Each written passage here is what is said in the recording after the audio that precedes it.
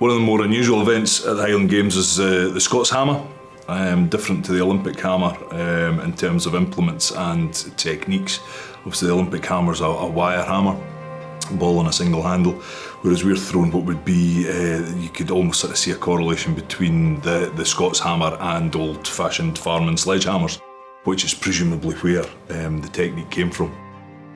So we have a 4-foot rattan handle, which is quite flexible, and again with sort of similar weights to the shot, but with 16-pound hammer and 22-pound hammer.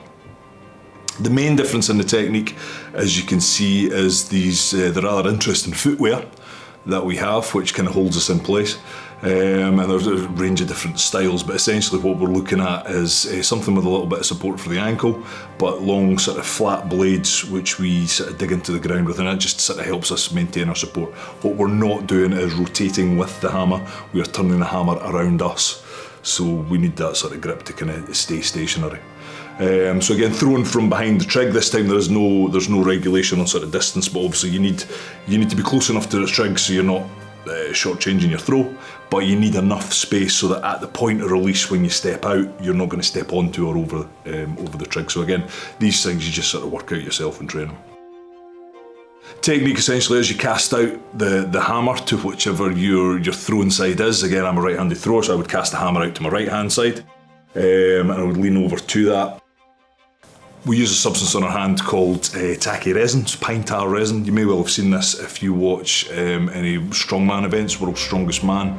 When it comes to the Atlas stones, you'll see the guys, they're covered in the stuff on their forearms, or we just use a little bit of similar sort of substance just on the hand, just helps us grip the hammer handle. What we don't want to be doing is gripping on. Well, that shortens all your muscles, shortens your orbit of the way. What we want to do is almost sort of squeeze onto the hand, let our tacky set into the handle, and then just relax. So it's really your tacky's doing quite a lot of the work for you, and it just allows you to stay sort of longer and smoother as you rotate around.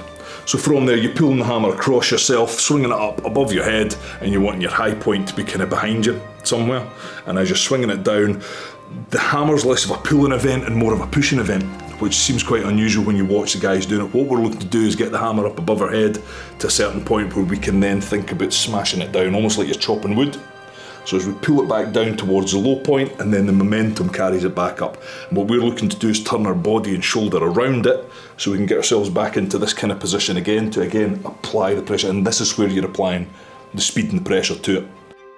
So your low point at the front, high point at the back, we do this 2 or 3 times, and then once we've got enough speed going into it, you're leaning back into it to counter the weight of the hammer, and then you're just pulling it up and letting it go high at the top there, and now obviously your high point's sort of behind you.